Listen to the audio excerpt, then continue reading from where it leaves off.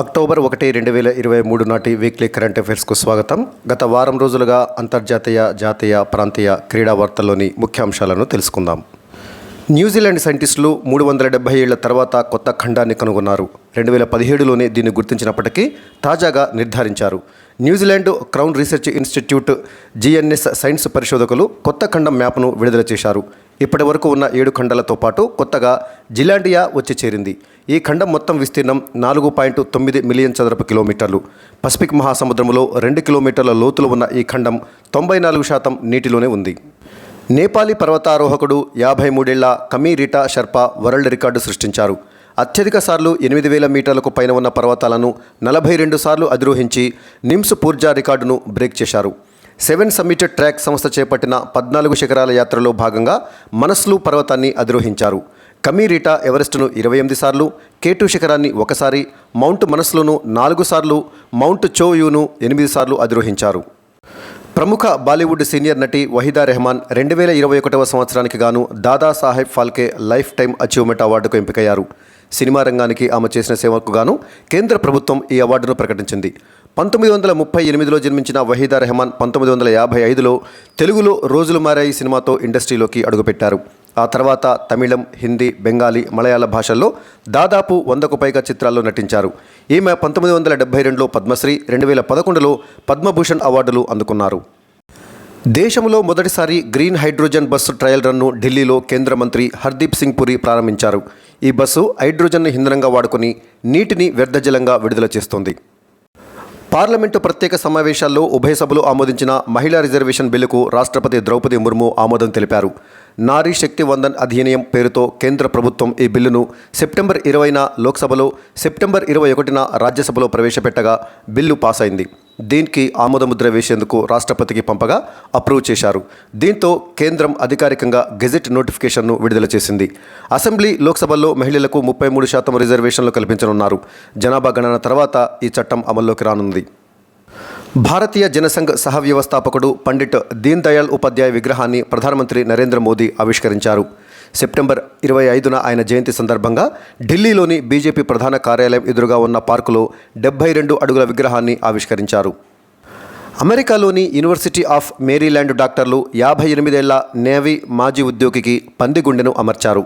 అనారోగ్య కారణాలు, heart failure కారణంగా సాంప్రదాయ పద్ధతిలో గుండె మార్పిడి కుదరలేదని, అందుకే పంది గుండెను అమర్చినట్లు తెలిపారు.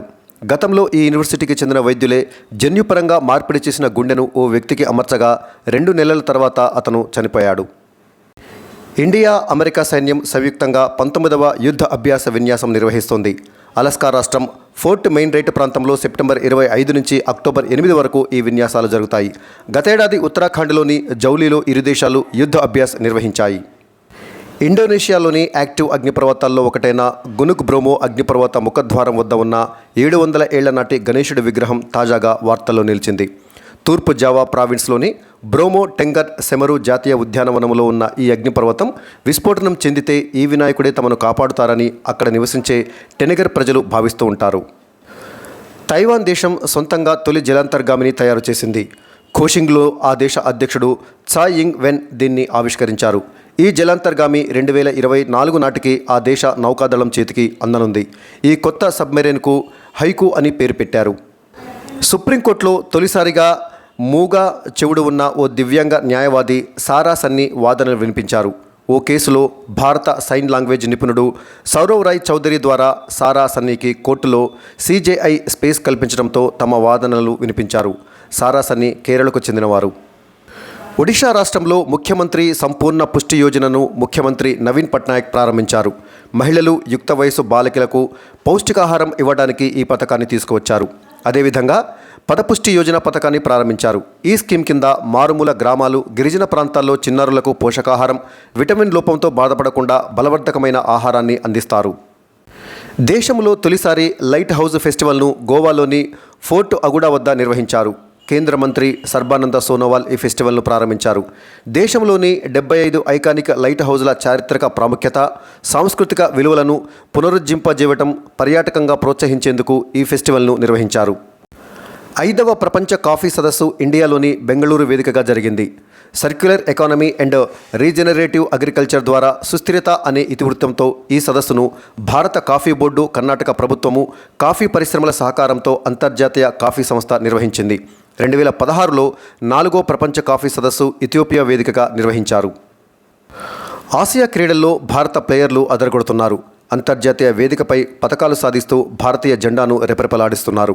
ఇప్పటి వరకు భారత ప్లేయర్లు 10 గోల్డ్, 13 సిల్వర్, 13 కాంస్య పతకాలతో మొత్తం 36 పతకాలు సాధించారు. షూటింగ్లో గురి తప్పకుండా 19 పతకాలతో అదరగొట్టారు. 6 గోల్డ్, 8 సిల్వర్, 5 కాంస్య పతకాలతో ఆసియా క్రీడల చరిత్రలోనే ఎక్కువ పతకాలు అందుకున్నారు. రోయింగ్లో 2 రజతాలు, 3 కాంస్య పతకాలు వచ్చాయి. సెయిలింగ్లో 3, ఈక్వెస్ట్రియన్లో 2 స్వర్ణాలు దక్కాయి. స్క్వాష్, టెన్నిస్లో 2 పతకాలు, ఉమెన్ క్రికెట్, షాట్పుట్, ఉషుల్లో 1 పతకం సాధించారు.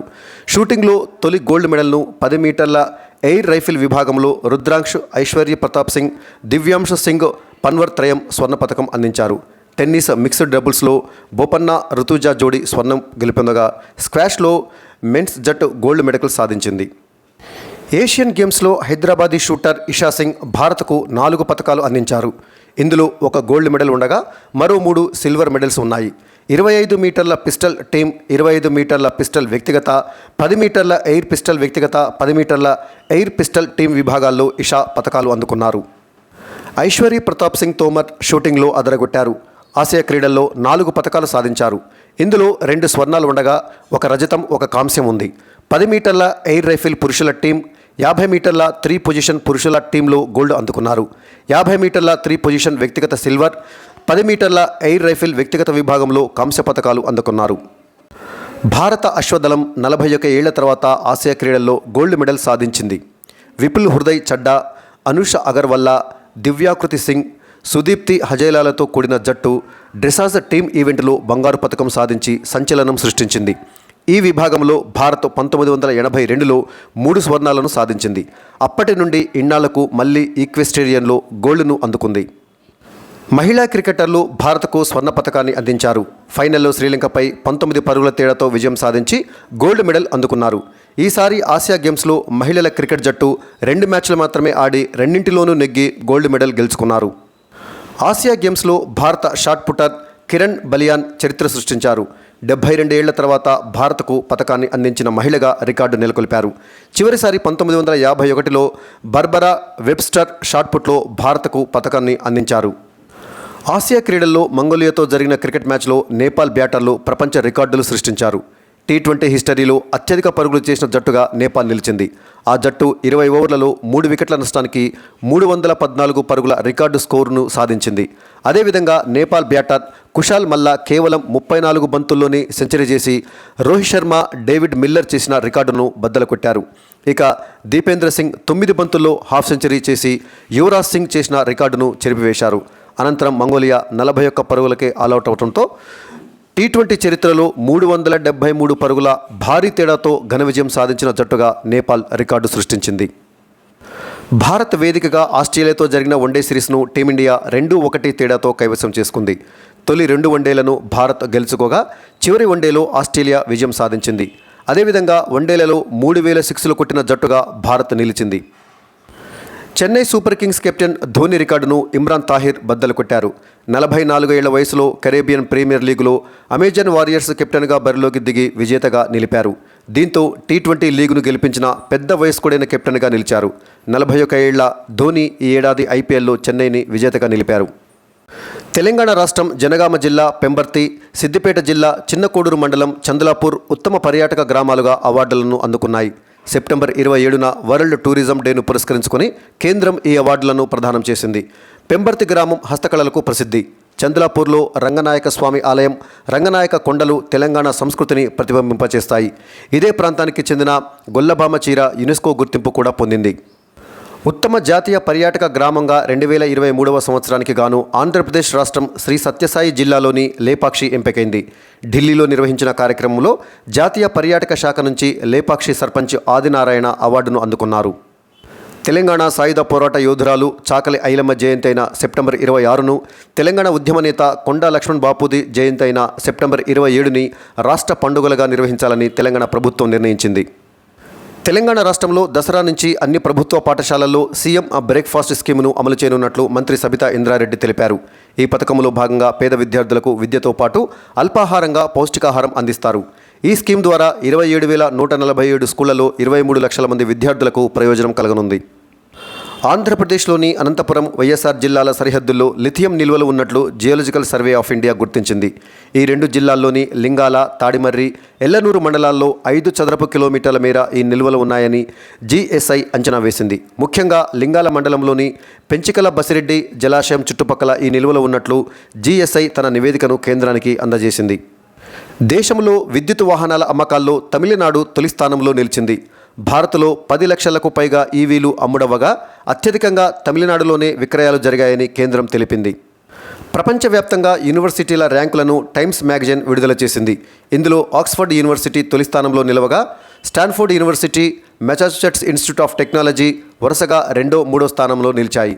భారత్కు చెందిన ఇండియన్ ఇన్స్టిట్యూట్ ఆఫ్ సైన్స్ 250వ స్థానాన్ని దక్కించుకుంది. గతంలో భారత్కు చెందిన 75 యూనివర్సిటీలకు చోటు దక్కగా ఈసారి 91 యూనివర్సిటీలకు టైమ్స్ మ్యాగజైన్లో చోటు కల్పించారు. ప్రస్తుత ఏడాదికి సంబంధించి గ్లోబల్ ఇన్నోవేషన్ ఇండెక్స్ జాబితాలో భారత్ 40వ స్థానం దక్కించుకుంది. రాజకీయం, విద్య, మౌలిక సదుపాయాలు, పరిశోధన, మానవ వనరులు వంటి 132 అంశాల ఆధారంగా వరల్డ్ ఇంటెలెక్చువల్ ప్రాపర్టీ ఆర్గనైజేషన్ ఈ జాబితాను రూపొందించింది. ఈ లిస్టులో స్విట్జర్లాండ్ తొలి స్థానంలో ఉండగా స్వీడన్, అమెరికా తర్వాతి స్థానాలలో ఉన్నాయి. ఇండియాలో అత్యంత విలువైన బ్రాండ్గా ఐటీ సంస్థ టాటా కన్సల్టెన్సీ సర్వీసెస్ టీసీఎస్ తన స్థానాన్ని నిలబెట్టుకుంది. కంపెనీ బ్రాండ్ విలువ $43 బిలియన్ నమోదైనట్లు మార్కెటింగ్ డేటా అనలిటిక్స్ సంస్థ కంటార్ తెలిపింది. గ్లోబల్ క్రిప్టో అడాప్షన్ ఇండెక్స్ 2023లో భారత్ తొలి స్థానంలో నిలిచింది. చైనా లిసిస్ అనే న్యూయార్క్ సంస్థ అత్యధిక క్రిప్టో కరెన్సీ స్వీకరణ రేటును కలిగిన దేశాల జాబితాను విడుదల చేసింది.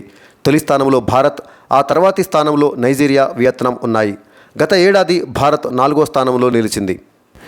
ఈ శతాబ్ది చివరి నాటికి భారత్లో వృద్ధుల సంఖ్య భారీగా పెరిగే అవకాశం ఉందని యునైటెడ్ నేషన్స్ పాపులేషన్ ఫండ్ నివేదిక తెలిపింది. 2021లో 10.1%, 60 ఏళ్ల వయసు వాళ్ళు ఉండగా 2036 నాటికి 14.36%, 2050 నాటికి 20.8%, 2099 నాటికి 36%, 60 ఏళ్లకు పైగా ఉన్న వృద్ధుల సంఖ్య చేరుతుందని వెల్లడించింది. అప్పుడు ప్రతి 5గురిలో ఒకరు వృద్ధులుగా ఉంటారని పేర్కొంది. సముద్రంలో చమురు కాలుష్యాన్ని నివారించేందుకు ఐఐటి గువాహటి సైంటిస్టులు silica nano particles coated cotton ఫ్యాబ్రిక్ను అభివృద్ధి చేశారు. వరి పొట్టును ఉపయోగించి దీనిని తయారు చేశారు. దీని సాయంతో సముద్రపు నీటి నుంచి చమురును వేరు చేయవచ్చని ప్రొఫెసర్ వైభవ్ గౌడ్ తెలిపారు. Cochin university of science and technology పరిశోధకులు తమిళనాడులోని ఆగ్నేయ తీరంలో కొత్త జాతి సముద్రపు టార్డిగ్రేడ్ను కనుగొన్నారు. భారత మాజీ రాష్ట్రపతి, శాస్త్రవేత్త ఏపీజే అబ్దుల్ కలాం గౌరవార్థం ఈ జీవికి బాటిలిప్స్ కలామీ అని పేరు పెట్టారు. చిన్నపిల్లల వైద్యులకు శిక్షణ ఇచ్చేందుకు ఢిల్లీ ఐఐటి కొత్త పరికరాన్ని తయారు చేసింది. మెడికల్ రోబోటిక్ సెంటర్ ఆధ్వర్యంలో మ్యావరిక్ కంపెనీ సిలికాన్తో నవజాత శిశువు లూసీ బొమ్మను రూపొందించింది. ఇప్పటి వరకు వైద్య విద్యార్థులకు ప్లాస్టిక్ బొమ్మలతో శిక్షణ ఇవ్వగా ఇక నుంచి సిలికాన్ సిమ్యులేటర్ బేబీ అయిన లూసీని ఉపయోగించనున్నారు. ఈ బొమ్మలో శ్వాసతో పాటు గుండె స్పందనలు ఉండటంతో అన్ని రకాల వైద్య చికిత్సలను సులభంగా అభ్యసించవచ్చునని నిపుణులు చెబుతున్నారు. హరిత విప్లవ పితామహుడు ఎంఎస్ స్వామినాథన్ సెప్టెంబర్ 28న చెన్నైలో కన్నుమూశారు. వ్యవసాయ రంగంలో దేశం స్వయం సమృద్ధి సాధించడానికి విశేష కృషి చేశారు ఎంఎస్ స్వామినాథన్. అధిక దిగుబడినిచ్చే గోధుమలు, వరి వంగడాలను అభివృద్ధి చేశారు. 1988లో ఎంఎస్ స్వామినాథన్ రీసెర్చ్ సెంటర్ను స్థాపించి పలు కార్యక్రమాలు చేపట్టారు. ఈయన సేవలకు పలు జాతీయ, అంతర్జాతీయ అవార్డులు వరించాయి. అమెరికా అంతరిక్ష సంస్థ నాసా 101955 బెన్ను అనే గ్రహశకలం నుంచి నమూనాలను సేకరించింది. తాజాగా space capsule Utah military test training సెంటర్లో దిగింది. నాసా ఒక గ్రహశకలం నుంచి నమూనాలను సేకరించి భూమికి తీసుకురావటం ఇదే తొలిసారి. అంతకుముందు జపాన్ మాత్రమే ఈ విధంగా గ్రహశకలానికి చెందిన నమూనాలను భూమి మీదకు తీసుకొచ్చింది. 2016లో నాసా ఒసిరిక్ రెక్స్ పేరుతో ఈ మిషన్ను చేపట్టింది. గ్రహశకలాల నుంచి భూమిని, మానవాళిని రక్షించేందుకు నాసా చేపట్టిన డాట్ మిషన్ సక్సెస్ అయింది. ఈ ప్రయోగం వల్ల భూమి వైపు ఏ గ్రహశకలమైనా దూసుకువస్తే దాని దిశను మార్చడానికి ఈ ప్రయోగం ఉపయోగపడనుంది. ప్రపంచంలోనే అతి పురాతనమైన చెక్క నిర్మాణాన్ని లివర్పూల్ యూనివర్సిటీ, అబెరిస్ట్విట్ యూనివర్సిటీ ఆర్కియాలజీ పరిశోధకులు కనిపెట్టారు. జాంబియా దేశంలోని కలాంబో జలపాతం వద్ద 4,67,000 సంవత్సరాల క్రితం నాటి ఈ కళాఖండాన్ని వెలికితీశారు. గుజరాత్ అలంగ్ సమీపంలోని ఖంబాత్ గల్ఫ్ ప్రాంతంలో అరుదైన వనాడియం ఖనిజ నిల్వలు ఉన్నాయని జియాలజికల్ సర్వే ఆఫ్ ఇండియా గుర్తించింది. వనాడిఫెరస్ టైటానో మ్యాగ్నైట్ నిక్షేపాలు నర్మదా నది పరివాహక ప్రాంతంలో విస్తారంగా ఉన్నట్లు తెలిపింది. వనాడియంను విద్యుత్, బ్యాటరీ, రక్షణ, ఏరోస్పేస్ వంటి పరిశ్రమల్లో ముడి పదార్థంగా ఉపయోగిస్తారు. కొన్ని నెలల క్రితం జమ్మూ కాశ్మీర్ ప్రాంతంలో 5.9 మిలియన్ టన్నుల లిథియం నిల్వలను జీఎస్ఐ కనుగొంది. కాగ్నిజెంట్ కంపెనీ తదుపరి చీఫ్ ఫైనాన్షియల్ ఆఫీసర్గా జతిన్ దలాల్ను నియమించారు. ఈ డిసెంబర్ నుంచి ఆయన బాధ్యతలు చేపట్టే అవకాశం ఉంది. ఇటీవల విప్రో CFOగా ఆయన రాజీనామా చేయడంతో ఆయన స్థానంలో అపర్ణ అయ్యర్ నియమితులయ్యారు. ప్రస్తుతం కాగ్నిజెంట్ CFOగా ఉన్న జాన్ సైగ్మాండ్ స్థానంలో ఆయనను నియమించారు. Reserve bank of India deputy గవర్నర్గా ఎం రాజేశ్వరరావు పదవీ కాలాన్ని కేంద్రం మరో ఏడాది పొడిగించింది. 2020 అక్టోబర్ 9న రాజేశ్వరరావు 3 ఏళ్లకు గాను RBI డిప్యూటీ గవర్నర్గా నియమితులయ్యారు. అక్టోబర్ 8తో ఈ గడువు ముగియనుండగా కేంద్రం మరో ఏడాది పొడిగించింది. ప్రస్తుతం RBIలో రాజేశ్వరరావు కాకుండా J Swaminathan, T Ravishankar, MD పాత్ర ఉన్నారు. బార్క్ నూతన డైరెక్టర్గా వివేక్ బాసిల్ను కేంద్రం నియమించింది. అజిత్ కుమార్ మహంతి స్థానంలో ఆయన బాధ్యతలు చేపట్టారు. రచయిత రేపాక రఘునందన్కు ఆంధ్రప్రదేశ్ బహుజన రచయితల వేదిక గుర్రం జాషువా జాతీయ సాహితీ పురస్కారానికి ఎంపిక చేసింది. ఎన్టీఆర్ జిల్లా తిరువూరుకు చెందిన రేపాక తెలుగు, హిందీ భాషల్లో పలు రచనలు చేయడంతో పాటు ప్రతిజ్ఞ రచయిత పైడిమర్రి వెంకట సుబ్బారావు జీవిత చరిత్రను రచించారు. జమ్మూ కాశ్మీర్ మాజీ ముఖ్యమంత్రి, నేషనల్ కాన్ఫరెన్స్ పార్టీ అధ్యక్షుడు ఫరూక్ అబ్దుల్లా రాజకీయ జీవిత చరిత్ర ఫరూక్ ఆఫ్ కాశ్మీర్ పేరిట పుస్తకం విడుదలైంది. అశ్విని భట్నాగర్, RC గంజూలు అనే జర్నలిస్టులు ఈ పుస్తకాన్ని రాశారు.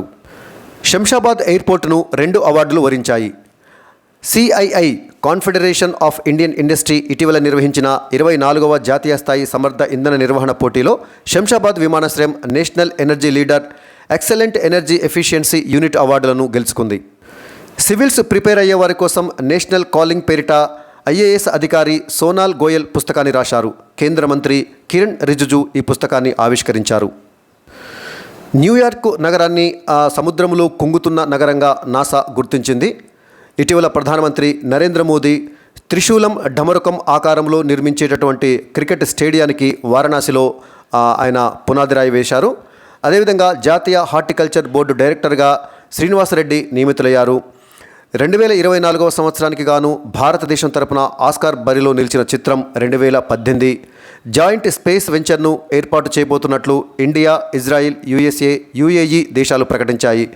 దేశ గ్రోత్ రేట్ను భారత మంత్రిత్వ శాఖ 6.5% అంచనా వేసింది. ఇటీవల మధ్యప్రదేశ్ ప్రభుత్వము వీరాంగన దుర్గావతి అభయారణ్యాన్ని 7వ టైగర్ రిజర్వుగా ప్రకటించింది. జార్ఖండ్ రాష్ట్రంలో కర్మపూజ ఫెస్టివల్ను నిర్వహిస్తుంటారు. దక్షిణాఫ్రికా దేశంలో గాంధీ పాదయాత్ర పేరుతోటి పాదయాత్ర నిర్వహించారు. రాజ్యాంగ ప్రవేశిక అంటే ప్రియాంబుల్ను చదవటాన్ని తప్పనిసరి చేసినటువంటి రాష్ట్రము కర్ణాటక రాష్ట్రంలో ప్రతిరోజు పాఠశాలలో రాజ్యాంగ పీఠికను తప్పనిసరిగా చదవాలని చెప్పేసి అక్కడ ఒక ఉత్తర్వులు జారీ చేయడం జరిగింది. కిసాన్ PM పథకం కోసం AI చాట్బాట్ను కేంద్ర మంత్రి కైలాష్ చౌదరి ప్రారంభించారు. అదేవిధంగా AICTE మైక్రోసాఫ్ట్ సంస్థతోటి ఒప్పందం కుదుర్చుకుంది. ఏకలవ్య విద్యాలయాల్లో నైపుణ్యాభివృద్ధికి అమెజాన్ సంస్థతో కేంద్ర ప్రభుత్వం ఒప్పందం చేసుకుంది. 13వ ఇండో పసిఫిక్ ఆర్మీ కాన్ఫరెన్స్ను ఢిల్లీలో నిర్వహించారు. గూగుల్ సెప్టెంబర్ 27న 25 ఏళ్లను పూర్తి చేసుకుంది. ప్రెస్ ట్రస్ట్ ఆఫ్ ఇండియా చైర్మన్గా KN శాంతికుమార్ నియమితులయ్యారు. వన్డే క్రికెట్ వరల్డ్ కప్లో ప్రస్తుతము 10 జట్లు పాల్గొంటున్నాయి. ఇటీవల రాజీనామా చేసిన Twitter India head Samiran Gupta. ఇవి గత వారం రోజులుగా అంతర్జాతీయ, జాతీయ, ప్రాంతీయ క్రీడా వార్తల్లోని ముఖ్యాంశాలు. ఈ వీడియో మీకు నచ్చినట్లయితే లైక్ చేయండి, షేర్ చేయండి. నా ఛానల్ని సబ్స్క్రైబ్ చేసుకుని మిత్రులు ఎవరైనా ఉన్నట్లయితే సబ్స్క్రైబ్ చేసుకోవాల్సిందిగా కోరుకుంటూ మరొక వీక్లీ కరెంట్ అఫైర్స్ తోటి మళ్ళీ కలుద్దాం. అప్పటి వరకు సెలవు. నమస్తే.